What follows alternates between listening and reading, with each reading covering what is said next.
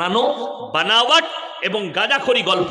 বড় পীর যদি আজকে বেঁচে থাকতো আব্দুল কাদের জিলানী রহমতুল্লাহ আলাইহি, এদিকে কাফের ফতোয়া দিত, তার নামে মিথ্যাচার করা হচ্ছে। এর থেকে দামি দামি মিথ্যাচার। আমার মুসলমান ভাই, এরপরে আপনাদেরকে বলি, কোরআন সত্য কিতাব না মিথ্যা? হাত তুলে বলুন। সত্য। মাশাআল্লাহ, এতগুলো মানুষ বললেন সত্য। আপনারা জানেন বর্তমানে ভারতে 140 কোটি মানুষ আছে, 43 কোটি, তার মধ্যে 40 কোটি মুসলমান আছে। এই 40 কোটি মুসলমানের ভেতরে 10 কোটি মুসলমান আছে কিনা এটাও সন্দেহ জাগে। তার মারাত্মক কারণ, দলিল আমি এখানেই দিয়ে যাব, এই জায়গায় দিয়ে যাব। দেখুন কোরআন, আল্লাহ তাআলা সূরা বাকারার প্রথমেই কোরআন সম্পর্কে মানুষকে কি দিয়েছে? সার্টিফিকেট দিয়ে দিয়েছে। যালিকাল কিতাবু লা রাইবা ফি, আমার এই কোরআনে সন্দেহের কোনো অবকাশ নাই, বিন্দু মাত্র অবকাশ নাই। জোরে বলুন সুবহানাল্লাহ। তার মানে এই কোরআনে সন্দেহ নেই। কোরআনে যতগুলো কথা আছে সব সত্য। আল্লাহ যত নসিহত করেছেন সত্য। আল্লাহ যেটাকে হালাল করেছেন হালাল, আল্লাহ যেটাকে হারাম করেছেন সেটা হারাম। এরপর বলুন, এই পুরো নবগ্রাম থানায়, আচ্ছা সুদ খাওয়া হারাম না হালাল? হারাম। তার মানে নবগ্রাম থানায় একটাও সুদখোর নাই, আছে না নাই? আছে। আর কোরআন স্পষ্ট বলেছে ওয়াহাল্লাল্লাহুল বাইয়া ওয়া হাররামার রিবা, তোমাদের জন্য সুদকে হারাম করেছি, ব্যবসাকে হালাল করেছি। সুদ হারাম, ব্যবসা হালাল। আপনি ব্যবসা করুন, সুদ। কিন্তু আমি কালকের জলসাই বলেছি, বুঝলেন, একজন আমাকে খুব গাল দেয়, আমাদের 2-3টে বক্তাকে। এই ঝাড়খণ্ডে ঘর, একটা মুফতি আছে, তো কালকে আমি যেখানে ছিলাম সেইখানেও সে ছিল, আজকেও যেখানে আছি এর থেকে একটু আগে 5 গ্রামে সে মাল আছে, কাছাকাছি আছি। তিনি একটা জলসাই বলেছেন, হযরত ব্যাংকের যে ইন্টারেস্টটা পাওয়া যায় ওটা জায়েজ আছে।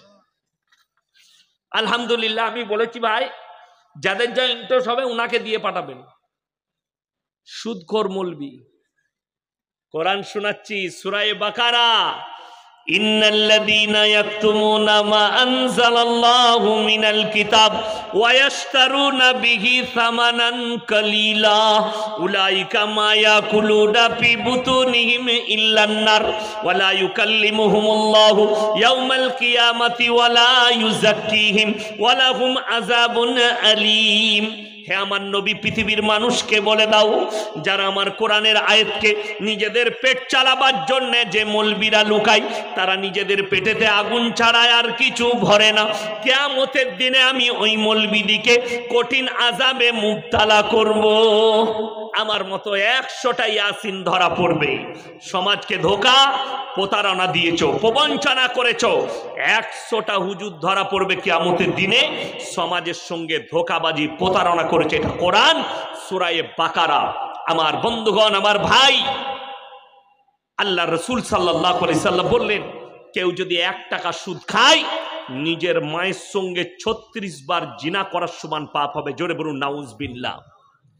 বেঈমান কাফেররা, আপনি দ্বীনি শিক্ষা আপনার ছেলে মেয়েকে দিতে পারেননি, আপনারা নিতে পারেননি, যার কারণে তাদের মেহনত কামিয়াব হয়েছে, আপনার আমার মেহনত নাকাম হয়েছে।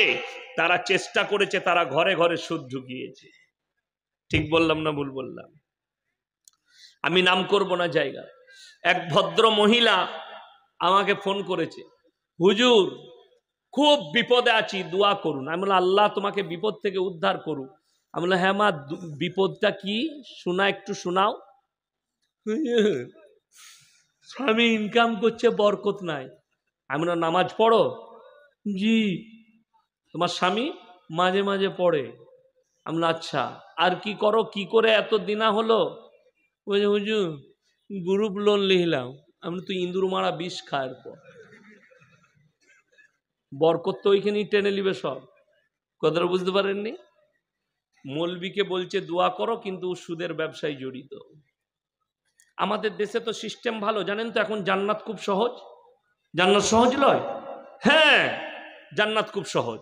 এই মাদ্রাসার জলসা হচ্ছে, মসজিদের জলসা হচ্ছে, মসজিদের আদায় হচ্ছে, মাদ্রাসার আদায় হচ্ছে, আমরা বক্তারা আদায় করি, আর ও মনে করছে এর থেকে ভালো জান্নাতে যাবার সুযোগ কিছুই নাই। সুদের কারবার করে, এসে মৌলবীর হাতে দিয়ে দিলে 2000 টাকা। আর আমি আহারে বান্দারে কোথায় বসেছিল, ছিল কি না ছিল, 2000 দিল, একবারই জান্নাতে ঢুকিয়ে ছেড়ে দিল। যা বুঝে গেল। মৌলবি আর কি করবে? আমরা কি করে জানবো যে তুমি সুদের টাকা দিচ্ছ? মৌলবির দোষ। আমাদের কাজ দোয়া দেওয়া, কিন্তু তুমি হারাম কর সুদের টাকা মৌলবির হাতে কি করে দিলে? দোয়ার আশায়। আরে তা না হলে আপনারা বলুন, এই ইমানদারের সঙ্গে লটারি হারাম না হালাল? হারাম। আপনাকে আমি আপনার বাস স্ট্যান্ডে আমি 5 গ্রাম বাজারে দেখিয়ে দেবো মুসলমান লটারি বিক্রিও করছে, লটারি কাটছে। মুসলমান লটারি ব্যবসায়ী আছে না নাই? 5 গ্রাম বাজারে দেখতে পাবেন আছে। আচ্ছা, হারাম এটা যখন জানার পরে যে মুসলমান প্রকাশ্যে সুদ খাচ্ছে হারাম জানার পরে, এ আল্লাহর দুশমন না বন্ধু? দুশমন। এ রাসূলের সঙ্গে যুদ্ধ ঘোষণা করেছে, আল্লাহর সঙ্গে যুদ্ধ ঘোষণা করেছে। প্রকাশ্যে জনসমক্ষে লটারির ব্যবসা করছে, অথচ বুক ফুলিয়ে বলছে আমি মুসলমানের বাচ্চা। এর থেকে বড় নেমক হারাম পৃথিবীতে কেউ হতে পারে? যে ডাইরেক্ট হারাম ব্যবসা করছে। কেন বলছে? আমাদের মতো মৌলবীর কারণে। সে তো জানে আমি মরে গেলে মিলাদ হবে 40 দিনে, একবারই হুজুর বিরিয়ানি খেয়ে আর দেশি মুরগি খেয়ে জান্নাতে ভরে দেবে। আমার দেশে চলছে, হুজুরের দোয়া জান্নাতে ঢুকে গেল, ঢুকিয়ে দিয়ে এলো। তোর হুজুর মার খাবে, তুই তো খাবিই খাবি, এটা লিখে নিয়ে যা। কষ্টটা ওই জায়গায়। হারামটাকে হালাল বুঝলেন কি করে? ইমানদারির সঙ্গে বলুন, রুজির মালিক কে? সকলে বলুন, আরো জোরে বলুন কে?